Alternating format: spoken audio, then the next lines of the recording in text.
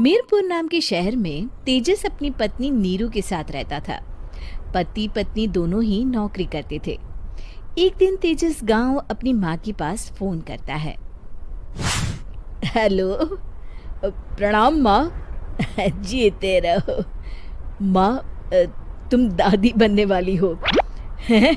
अरे वाह, ठीक है बेटा, मैं कल ही आती हूँ।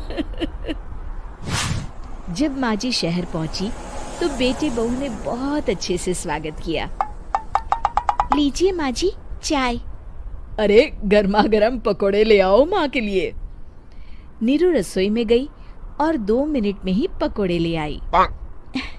जी ये लीजिए। बहू, जादू से बनाए हैं क्या? अभी तो रसोई में गई थी। यम्मी। माँ जी, शीला रसोई में पकोड़े तल रही है, मैं बस लेकर आई।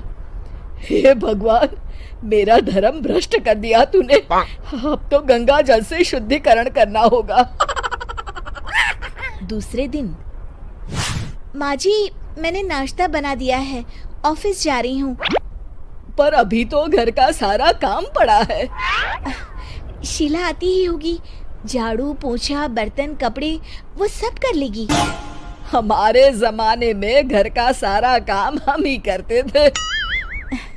जी माँ जी, आप बहुत होशियार हैं, मैं घर ऑफिस दोनों नहीं संभाल पाती। तो जरूरत क्या है घर से बाहर जाकर चाकरी करने की? वैसे भी घर का काम खुद करने से घर में बरकत आती है, समझी? पर माँ जी। पर वर कुछ नहीं, इस महीने की पगार मिले फिर ऑफिस बंद। हाँ। रात को नीरू तेजस से कहती है, सुनिए जी, माँ जी बोल रही थी कि मैं नौकरी छोड़ दूं। वैसे ठीक ही तो है, अभी तुम्हें आराम की जरूरत है। फिर भी आराम कहाँ, शीला को छुड़ाने के लिए बोल रही थी। तो अब 24 घंटे में इतना काम तो कर ही सकती हो। पर जॉब पसंद है मुझे, घर पर मन नहीं लगेगा। अगले दिन जब दोनों ऑफिस के लिए निकल रहे थे, मेरी तो कोई कीमत ही नहीं है इस घर में। माँ जी, आजकल महंगाई बहुत है, रहन सहन भी बदल गया है, दोनों नौकरी करते हैं तभी ठीक रहता है। अच्छा, तू कहना क्या चाहती है? मेरा बेटा तुझे बिठा के खिला नहीं सकता? तू ही इस घर का खर्च चला रही है, हैं? नहीं माँ जी, मेरा वो मतलब नहीं था। मतलब खूब समझती हूँ, ये बाल धूप में सफेद नहीं किए मैंने। हाँ। अब तो ये रोज का काम हो गया था। तेजस भी रोज की झिकझिक से परेशान हो गया था। एक दिन उसने कहा, नीरू, वैसे भी तुम्हें मैटरनिटी लीव मिलने वाली है, तो अभी से ही छुट्टी ले लो। पर क्या, मेरी सैलरी अच्छी खासी है।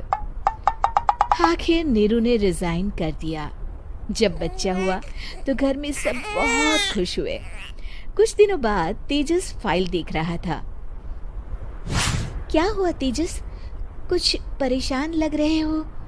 हाँ, वो हमारी जितनी सेविंग्स थी वो तो हॉस्पिटल में और छठी के फंक्शन में खत्म हो गई है नीरू। और अभी वैसे मंदी चल रही है तो मैं बोल रही थी कल मुन्ना को हेपेटाइटिस का टीका लगवाना है। नीरू, क्या पोस्टपोन नहीं कर सकते? नहीं जी, बिल्कुल नहीं। अब तेजस को समझ में आ रहा था कि उससे गलती हुई है। पैसों की कमी का असर घर के माहौल पर भी पड़ रहा था।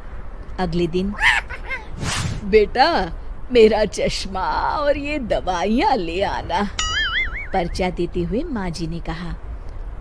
जी। तेजस, मुन्ना के लिए दूध का डिब्बा और डायपर भी ले आना, और ये किराने के सामान की लिस्ट है, इसे भी लाना है। तेजस गुस्से में लिस्ट मरोड़कर फेंकता है और चिल्लाता है, पैसे क्या पेड़ पर उगते हैं? ये ले आना, वो ले आना। अरे पर ये जरूरत का सामान ही है। वो गुस्से में बिना कुछ कहे ऑफिस चला गया। अरे लंच तो ले जाइए। नीरू दौड़कर डिब्बा पकड़ाती है एक दिन खाना खाने के बाद, नीरू, अब तो मुन्ना कुछ बड़ा हो गया, तो अब तुम वापस ज्वाइन कर लो ना जॉब। पर इस रिसेशन में जॉब मिलना बहुत मुश्किल है। ट्राई तो करो। फिर मुन्ना? माँ जी है ना, और एक फुल टाइम मेड भी लगा लेंगे। पर माँ जी, उन्हें तो पसंद नहीं। तभी माँ जी वहाँ आ जाती है और प्यार से नीरू के सर पर हाथ फेरते हुए बोलती है, अब मेरी समझ में आ गया बहू, पहले के और अब के समय में अंतर है। तुम काम शुरू करो, मुन्ना की जिम्मेदारी मेरी। मेरी प्यारी माँ जी। ये कहकर नीरू उनके गले लग गई। शिक्षा, परिवर्तन संसार का नियम है, हमें भी समय के साथ चलना चाहिए। उम्मीद है कि आपको हमारी ये कहानी पसंद आई होगी। कृपया हमारे चैनल को सब्सक्राइब करें और सभी अपडेट्स के लिए बेल आइकन जरूर क्लिक करें। और हाँ, वीडियो लाइक और शेयर करना मत भूलिएगा। Bye bye.